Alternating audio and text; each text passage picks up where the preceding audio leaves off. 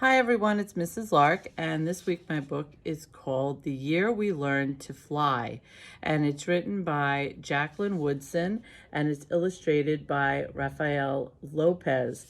They also created a book you might be familiar with called The Day You Begin.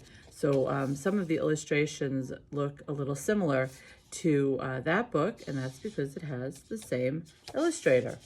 So let's find out about this story, The Year We Learned to Fly. That was the year we learned to fly.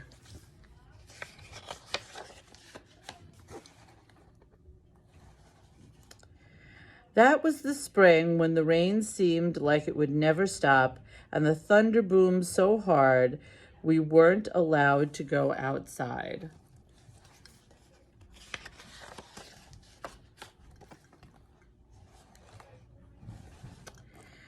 Use those beautiful and brilliant minds of yours, my grandmother said. Lift your arms, close your eyes, take a deep breath, and believe in a thing. Somebody somewhere at some point was just as bored as you are now.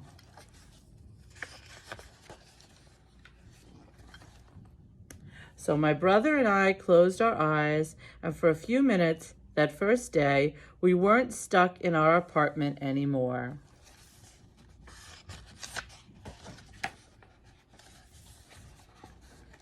We were flying over the city we'd known our whole lives, but it was suddenly different, exploding with every kind of flower we'd ever dreamed of growing. That was the summer we learned to fly. When my brother and I couldn't stop fussing with each other over whose turn it was to wash the windows, to feed the dog, to clean the kitchen. We fought and frowned and made silent promises to never speak to each other ever again.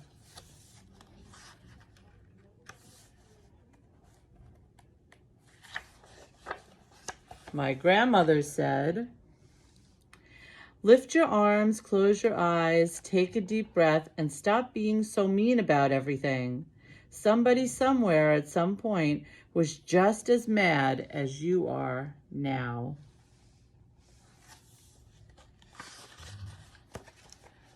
So we did.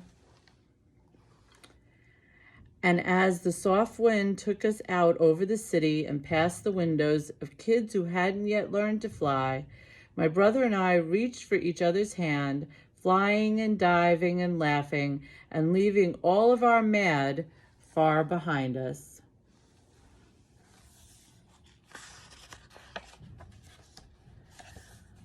That was the autumn. Our rooms felt too big and lonely with only us in them and the darkness coming on so fast.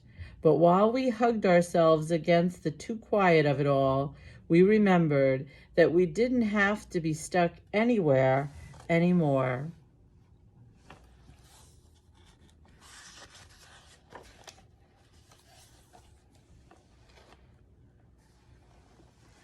My grandmother had learned to fly from the people who came before. They were aunts and uncles and cousins who were brought here on huge ships, their wrists and ankles cuffed in iron. But my grandmother said, nobody can ever cuff your beautiful and brilliant mind.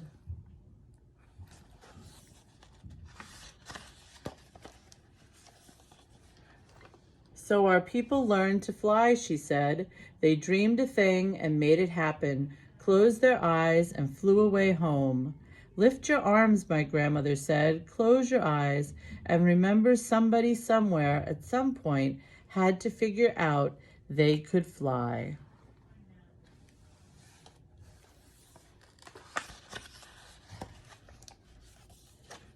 That was the winter we moved away from the building and the block and the friends we'd always known.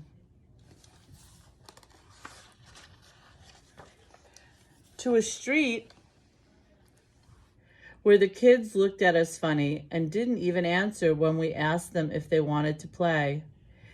It's okay, I said to my brother.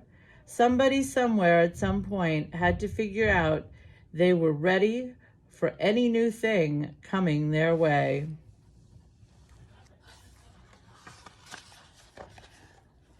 So, like the people who came before us, we lifted our arms even higher, closed our eyes even tighter, breathed in even deeper, and flew the way we always known how to.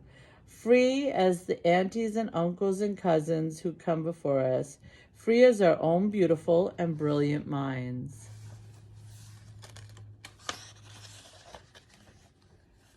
For a long time, the kids on the ground watched us. Then one by one, they lifted their arms. One by one, they too learned to fly.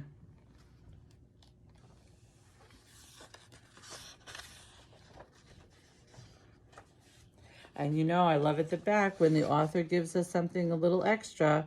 This is a special little edition by Jacqueline Woodson. She wrote, "The first time I learned that people could fly, American Black Folk Tales by the brilliant Virginia Hamilton, I realized that through her beautiful story, I was learning to fly, not with wings, but with words. Her book is the story of how enslaved people escaped their hard lives by lifting up and flying away home, and every page is anointed with the illustrious paintings of Leo and Diane Dillon. As a kid, I always wondered how people were able to survive through the horrors of enslavement, but they did, and they passed down their stories and their fables and their memories to the young people coming along after them, and these stories gave us wings.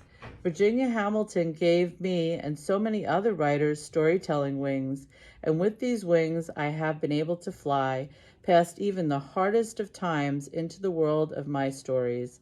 Sometimes the first step towards change is closing our eyes, taking a breath, and imagining a different way." All right, boys and girls, I hope you enjoyed the story, The Year We Learned to Fly, and maybe sometimes we need to close our eyes and imagine a better place to be. And that positive thinking, those positive thoughts, will bring us to that positive place we need to be. All right, everyone, I hope you enjoyed the story. I'd love to know what you think. Have a great week.